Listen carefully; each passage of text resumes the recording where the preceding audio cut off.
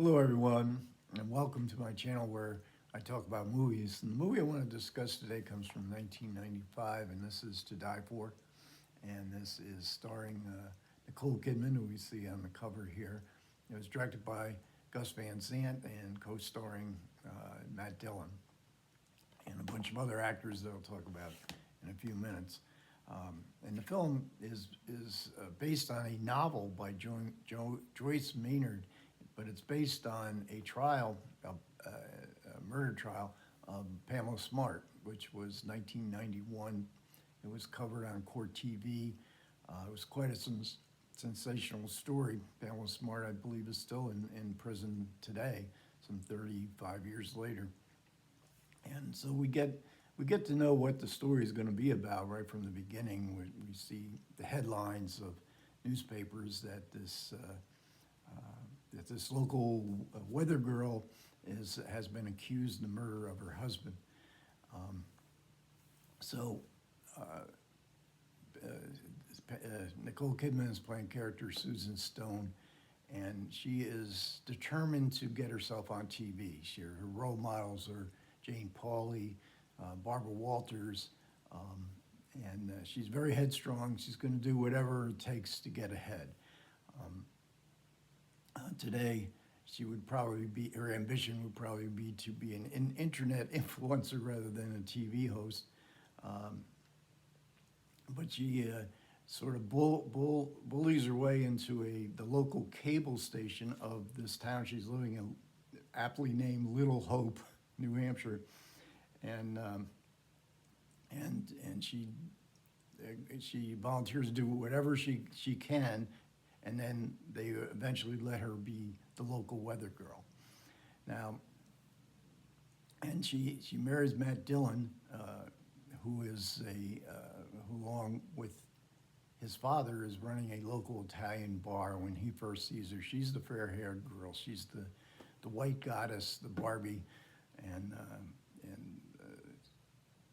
he just has to have her. And so she's set up in a really nice home, but he may be getting in the way of her ambitions to be a famous television personality.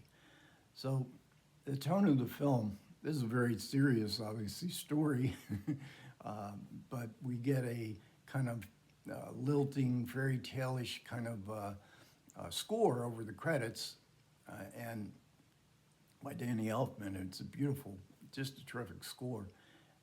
And then we see in the credits that the screenwriter is Buck Henry, known for his satirical works, probably most famously for The Graduate. So the tone is set, and the structure is sort of a TV documentary. We go a little bit, it's basically linear, but we go back in time, and people are oftentimes, especially Nicole Kidman, Suzanne Stone, is talking directly to the TV, and we get many of the incidents through this structure. And what Pamela Smart, or Suzanne Stone, sorry, she wants to make a documentary about what teenagers think. She thinks that she's going to be able to sell it to PBS or whatever. And so she goes into a classroom and lists three rather dim-witted teenagers, sort of disturbed teenagers, to help her make this documentary, and they become good friends, and maybe something more than that. So we have this structure, and we have the look of the film, this pastel colors. This is almost like a Technicolor movie from the 1940s.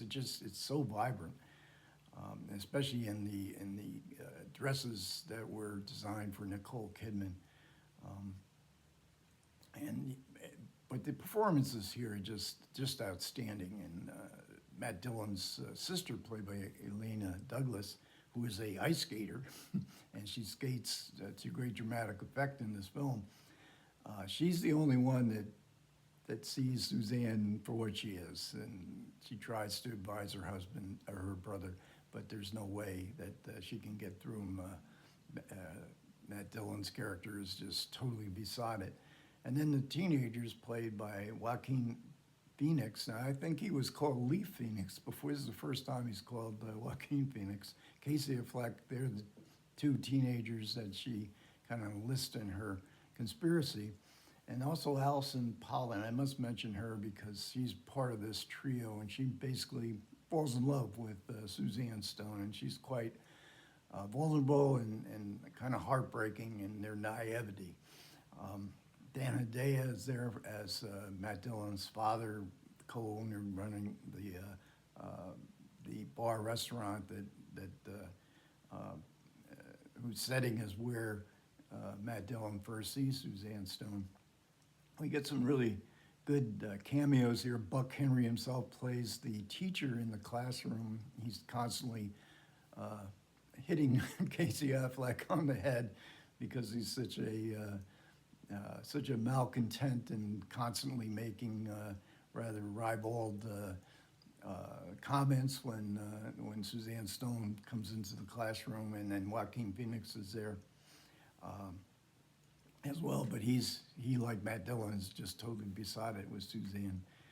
So then we get an uncredited cameo from George Segal.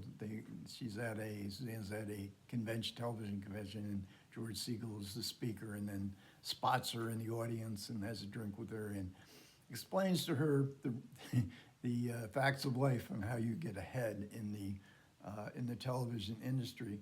And then we get a cameo, and I didn't recognize. I said, I know who this person is, from David Cronenberg at the end of the film. And this film was filmed in Ontario, with the home base of Cronenberg. But I mean, this film is Nicole Kidman's breakout role. I mean, she's just absolutely stupendous here. She's sexy, she's funny, naive. we have sort of fascination with a psychopath. And like I say, it's not a realistic view of the Pamela Smart story, but it's definitely a character who we just can't take our eyes off of. And the reception of the film was overwhelming. I mean, I read about half a dozen contemporary reviews, and they were all rave reviews, especially for Nicole Kidman and for Gus Van Sant, who had a flop. Even Cowgirls Get the Blues, I think, right after his Drugstore Cowboy and My Own Private Idaho had been critical successes. So it was a comeback for Van Sant here, and Buck Henry really wanted to work with him, and Van Sant really, I think, nails this film. He captures the tone. Now, the structure of the film was different in its original preview. Audiences said, preview terrible.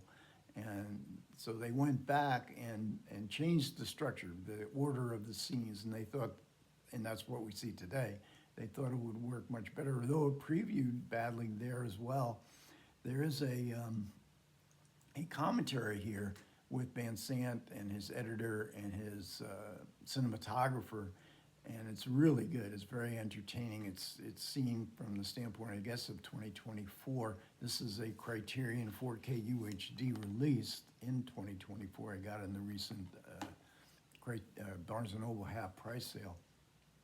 And Kidman won quite a few awards for Best Actress, but oddly enough, she wasn't nominated for Best Actress in the Oscars of that year. In fact, according to the Wikipedia page, this film didn't garner one nomination, no less an award, which is really strange because this has got to be one of the best films of the 1990s, certainly amongst Hollywood commercial films.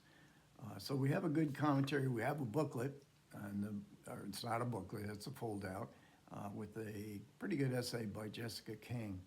And I'm getting more and more interested in the 1990s. I think I've recently seen The Ice Storm.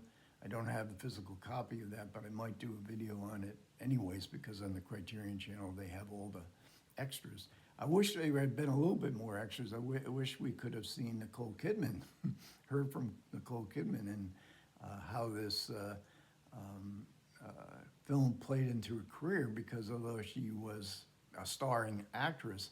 She was pretty much known as Tom Cruise's wife in 1995, and in fact, Tom Cruise was was there for all the filming, and they would go to watch the dailies every day together, and which was kind of because there's some pretty good, there's some really sexy scenes in this film. It doesn't shy away from Nicole Kidman's sexiness, and especially with she's on a date with Joaquin Phoenix, and they're in the car, and she gets out at night in the headlights and the automobile headlights doing this incredible sexy dance. So this was a real triumph for Nicole Kidman, and I was glad to see at least she got some recognition from quite a few different critics association. Okay, thanks a lot for everybody who managed to listen. I do appreciate it. Comments are welcome. Take care.